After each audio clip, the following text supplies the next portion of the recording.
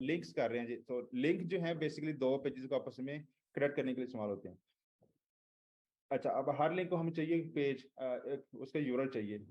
URL जो है उसमें जो उस पेज का एड्रेस है, जो करंट पेज हम ये खोल रहे हैं देख रहे हैं, इसका एड्रेस है ये वाला। चलो जी, मैं एक लिंक लगाता हूँ। लिंक के लिए पहले ए लिखना है, फिर एच रेफ लिखना है। एच रेफ के अंदर जो है एड्रेस देंगे हम उस लिंक का, ठीक है। फिर लिंक टैग क्लोज कर देंगे। यहाँ पर जो है इस लिंक की बॉडी आएगी।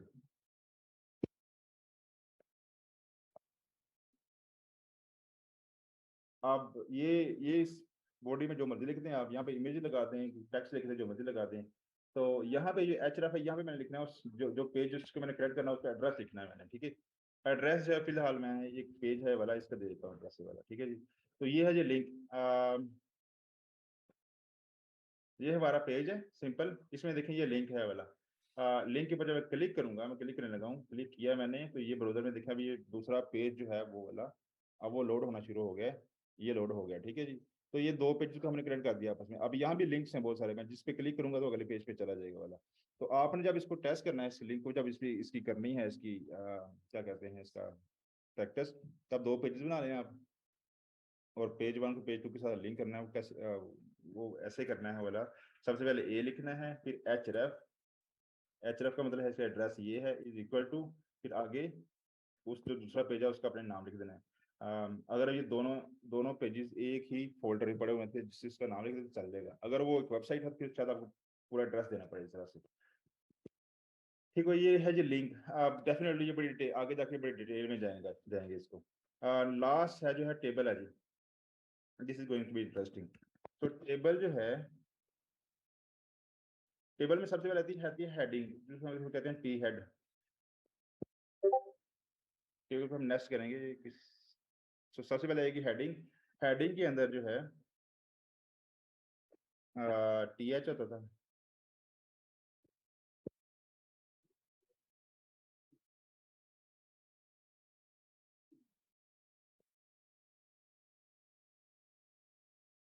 तीन निकाले तो ठीक है, काफी है। अच्छा, हेडिंग हेड होगा, हेडिंग के अंदर एक रो होगी, रो के अंदर जो है ना हम हेडिंग के कॉलम डिफाइन करेंगे जब आईडी। ये कॉलम है जी। टी एच का मतलब ये है टेबल का हेड है, ठीक है जी। आईडी, नेम और सैलरी, ठीक हो गया जी। इसको देखते हैं जी, इसको कहाँ पर हमारा टेबल, ये है आईडी, नेम और सैलरी, ये टेबल बनना शुरू हो गया वाला।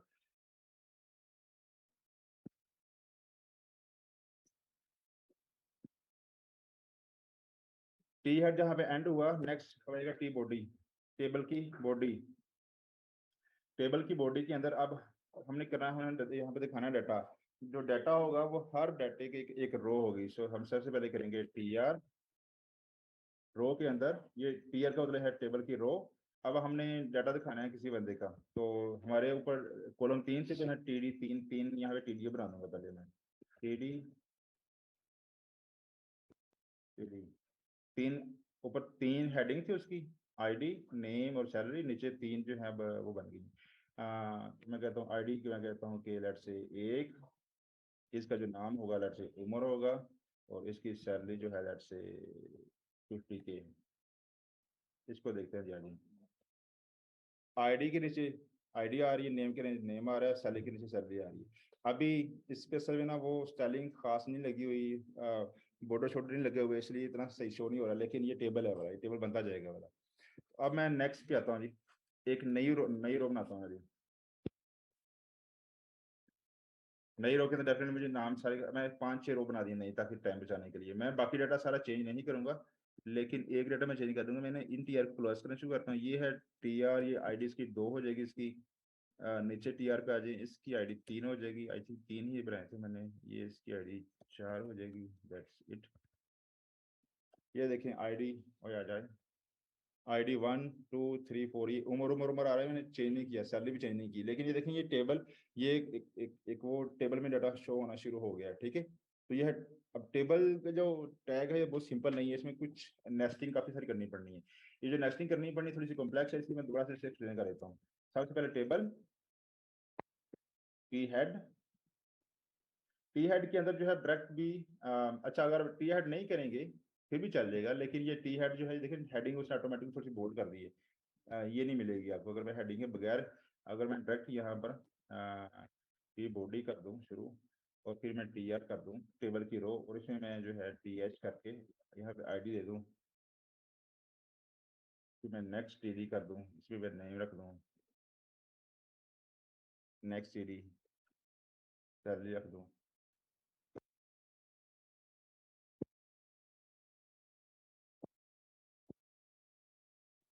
आ जाइए नीचे, पेज के नीचे एक और टेबल शो हो रहा है जो अभी बनाया हमने, ये है टेबल जो मैंने अभी बनाया वाला। इसमें देखें ये इसने इसी को बोल्ड नहीं किया है, इसको डाटा को बोल्ड नहीं करता और हेडिंग को बोल्ड करता है।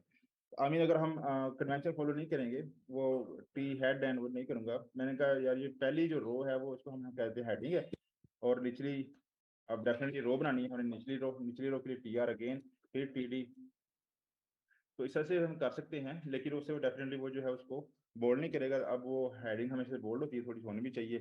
तो अब ये पहली रो जो हमारी जो हेडिंग थी, अब इसके लिए हेडिंग को हमने सेपरेट रखना है वाला। तो पहले सबसे पहले टेबल आएगा, आई थिंक इससे भी कोडिंग पे जाने से पहले मैं बता देता हूँ, पहले टेबल आएगा, हेडिंग होगी, हेडिंग मल्टीपल हो सकती हैं, तो पहले हेडिंग की रो होगी, इसको मैं एच रो कह देता हूँ, हेडिंग की रो, ठीक है जी। रो के अंदर मैंने देना है कि कॉलम, पहले एच कॉलम, ये हेडिंग का कॉलम 1, हेडिंग का कॉलम 2, हेडिंग का कॉलम 3, ठीक है जी। जब आपकी हेडिंग पूरी सारी खत्म हो जाएगी, अगर आपने मल्टीपल हेडिंग देनी है तो मैं H2 भी दे सकता हूँ कि रो की हेडिंग की रो नंबर 2, लेकिन हमें जरूरत नहीं है, हमें एक ही हेडिंग चाहिए हमें। हेडिंग बंद हो गई, बॉडी स्टार्ट हो जाएगी, बॉडी के अंदर पहली रो आएगी, इस रो का कॉल 1 आएगा, फिर कॉल 2 आएगा, डेफिनेटली कॉल जितनी ऊपर हेडिंग कॉलम होंगे नीचे बॉडी के इतने कॉलम हो जाएंगे। जबकि ये कॉलम खत्म हो जाएंगे फिर रो 2, डेफिनेटली बॉडी में तो डब बहुत ज्यादा होगा। तो ये इसका स्ट्रक्चर थोड़ा सा maybe seem complex initially, लेकिन जब ये एक दफा इसको प्रैक्टिस कर लेंगे तो ये इंतहाई आसान है, मसला ही कोई नहीं है। जो इसमें याद रखने वाली चीजें हैं, टैग जो है table,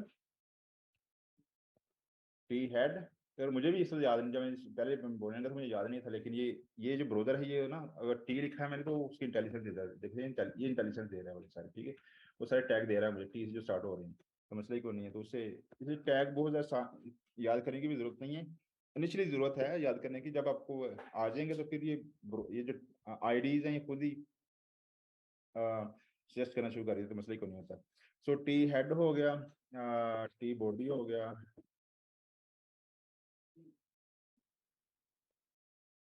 and then T D हो गया, टी आर हो गया, व्हाट एल्स, टी एच हो गया, ये हैं 5-6 कॉलम। अब इनमें बताया तो टेबल के लिए ये पेरेंट होगा सभी का, ये टेबल है, टी हेड निकला है टेबल के हेड से, टेबल का जो हेड होगा वो टी हेड है। टी बॉडी है टेबल की बॉडी, टी डी का मतलब है टेबल का डाटा, टी आर का मतलब है टेबल की रो, टी एच मतलब टेबल की हेड। असल में जो टेबल का जो हेड होता है, हेड के अंदर एक रो होती है, रो में फिर वो हेड बनाने हैं, सही है, वो हेड जो है उसके लिए टी एच से, वो टी एच से निकलता है वाला, और रो में जो डाटा देना है वो टी डी से निकलता है वाला।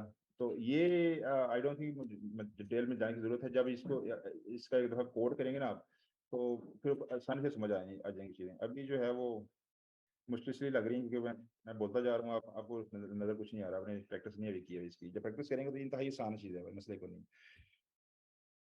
और कोई है इधर, इमेज रह गया जी लास्ट, इमेज के लिए हमें एक इमेज चाहिए हमें ऑनलाइन। हाँ वीडियो को टैग लगा शेयरिंग कर दीजिएगा, डिस्कॉर्ड पे भी स्टूडेंट था उसने पूछा हुआ था, ये वीडियो टैग था उसको मल्टीपल अच्छा उसको जरा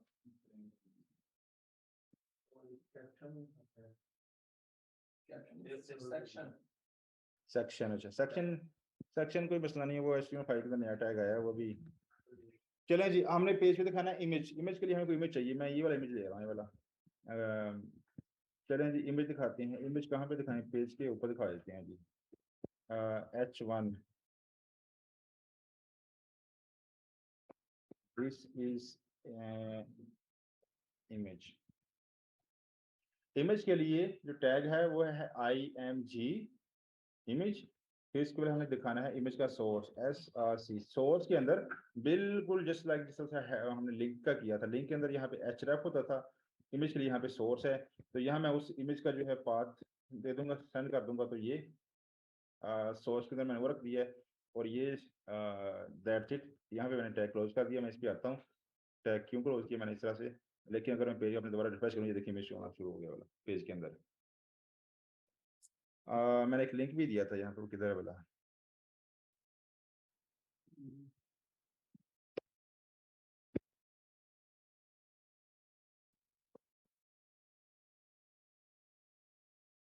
ये इमेज है, इमेज के नीचे लिंक है, ये H1 है,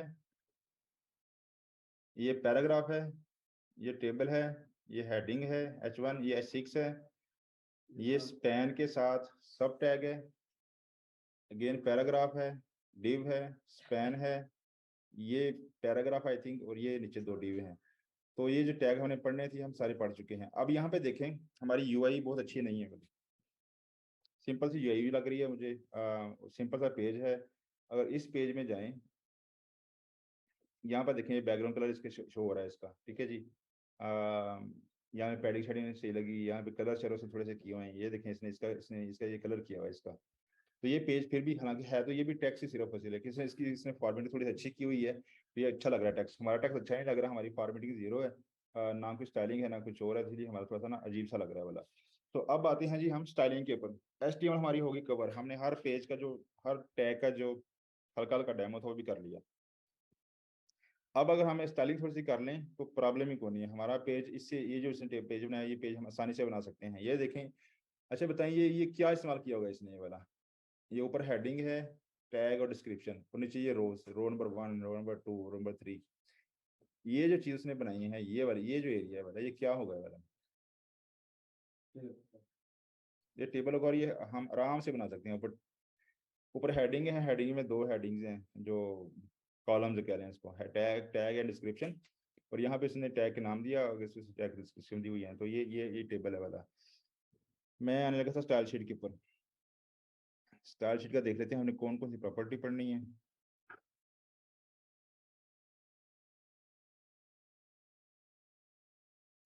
प्रॉपर्टी है display, colour, border and position. ठीक हो गया। चलें, जिस तरह से हमने एचटीएमएल का पेज स्ट्रक्चर पढ़ा था ना, अब सीएसएस का भी हम पेज स्ट्रक्चर पढ़ लेते हैं। सीएसएस जो है, CSS कहते हैं इसको। इसका जो क्या कहते हैं इसको, फुल फॉर्म नहीं, इसका वाइब्रेशन क्या कहते हैं इसको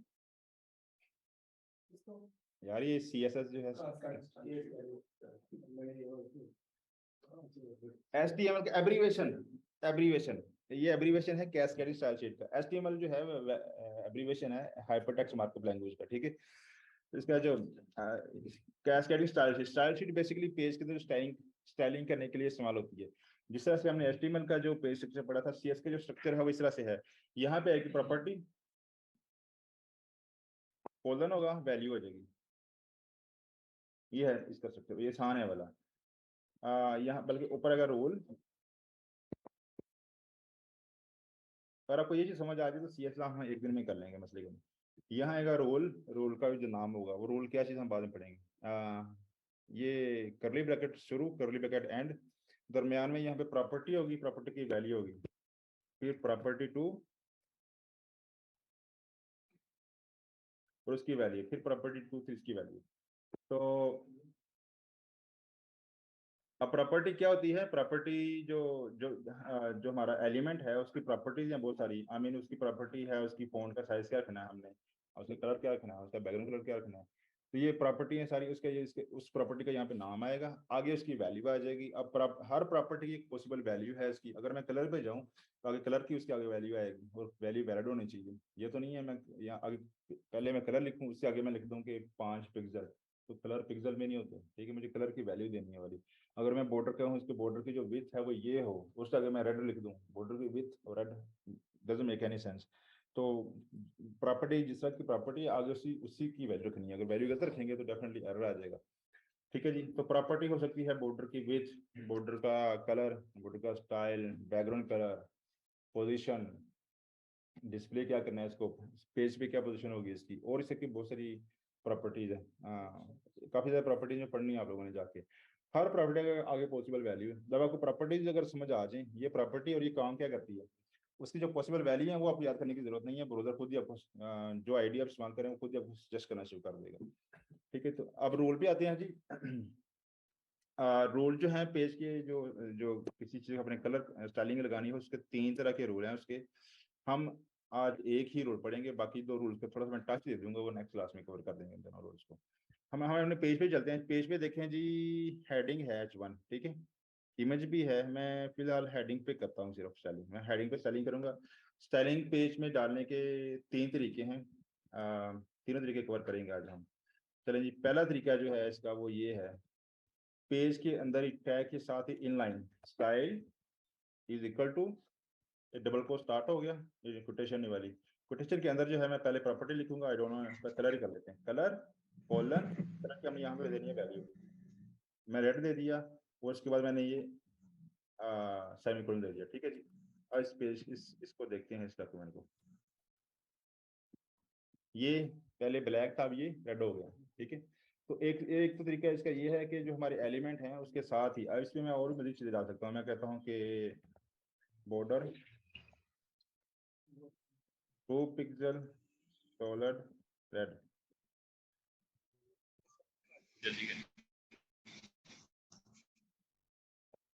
ठीक है जी, अब ये इसके नीचे लगा दिया बॉर्डर की जो विड्थ है वो है, साइज इसका 7 है, कलर है इसका ब्लू।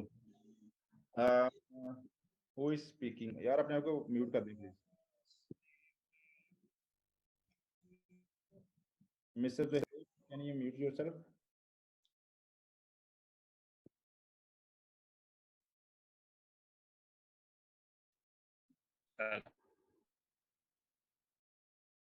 ठीक है जी,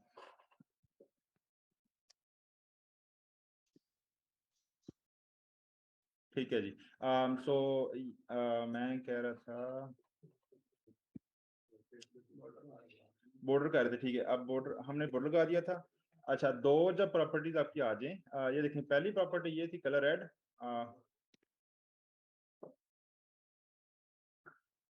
कलर रेड, फिर सेमीकोलन, फिर नेक्स्ट प्रॉपर्टी, प्रॉपर्टी का नेम कोलन, प्रॉपर्टी की वैल्यू।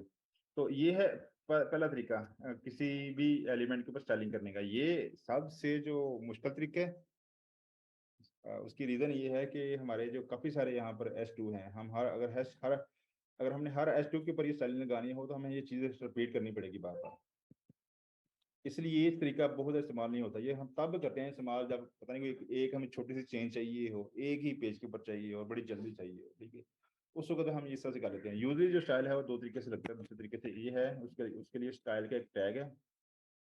ठीक है जी, ये भी एक एस्टिमेट टैग की तरह की समझे टैग है वाला। अब यहाँ मैंने लगाना है स्टाइलिंग किसी एलिमेंट के ऊपर।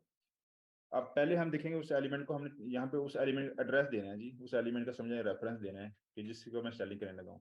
अब मैं स्टाइलिंग करने लगा हूँ किसी एलिमेंट के ऊपर, ये बार मैं कहता हूँ कलर, इसका इसका कलर जो है इसका कर दो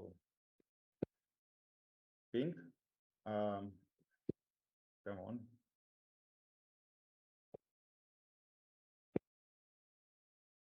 और बैकग्राउंड कलर का तो ब्लू।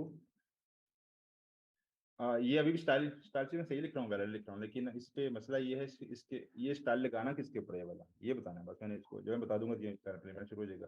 ये बताना किस तरह से है, ये स्टाइल शुरू करने से पहले यहाँ मैंने देना है इसका नाम, इसका जिस भी एलिमेंट के ऊपर मैंने स्टाइल लगाने लगा उसका मैंने नाम देना है यहाँ पर।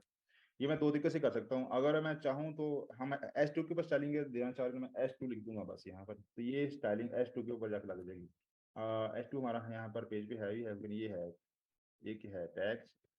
एक बार मैं S2 यहाँ पे देखता हूँ कि hello S2 and let's see the results. ये हमारा S2 है, इसका कलर पिंक हो गया, बैकग्राउंड कलर इसका ब्लू हो गया इसका। ये भी हमारा एक S2 था, इसके ऊपर बैकग्राउंड कलर वो सब कुछ हो गया। इसका फायदा देख रहे हैं आप, पहले मुझे अगर मैंने स्टाइलिंग किसी पे लगानी थी तो मुझे हर हर एलिमेंट के अंदर जाके इस तरह से ये चीज रिपीट करनी पड़नी थी ये वाली। अब जो है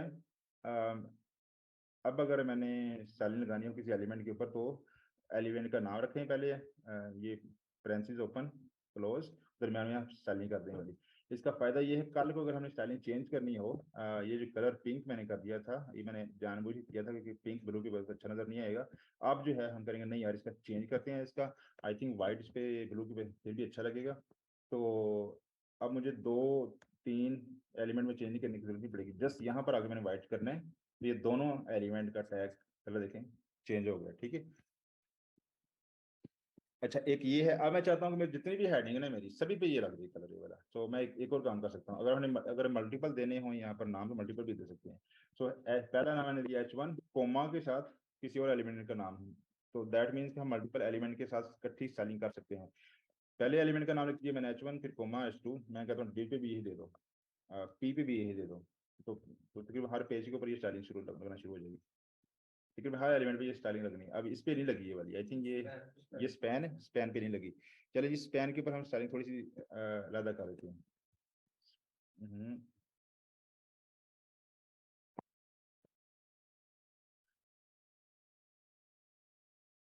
ये स्पैन का बैकग्राउंड कलर रेड हो गया है, अब बाकी का ब्लू है। अब ये स्टाइलिंग लगना शुरू हो गई है, लेकिन अब हमने स्टाइलिंग अवॉइड करना शुरू कर दिया, हर हर हमने बैकग्राउंड कलर देना शुरू कर दिया है। लेकिन ये स्टाइलिंग लगना शुरू हो गई पेज के ऊपर, ठीक है, ब्यूटीफुल होना चीजें शुरू हो गई हैं।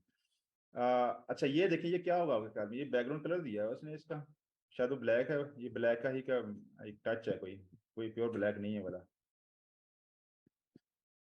इसका कलर हम देख सकते हैं यहाँ से, ये है इसका कलर, ये कलर की जो वैल्यूज हैं इसमें मैं बता देता हूँ, ये आज ही इसको खत्म कर दें अच्छी बात है। एक और मैं काम करता हूँ यहाँ पर, एक और मैं बताता हूँ डिव का, डिव के ऊपर भी हम कुछ चीज देते हैं जी स्टाइल है, डिव को मैं ये खत्म कर देते हैं वाला।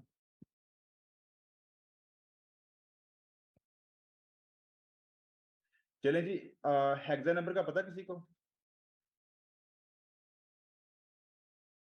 हेक्सा नंबर का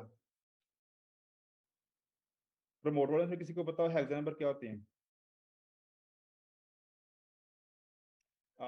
डेसिमल का पता किसी को, डेसिमल डेसिबल नंबर?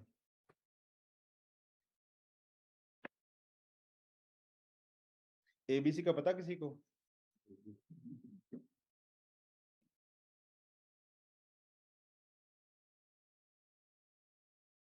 एफएससी किस किसने की हुई है यहाँ पर?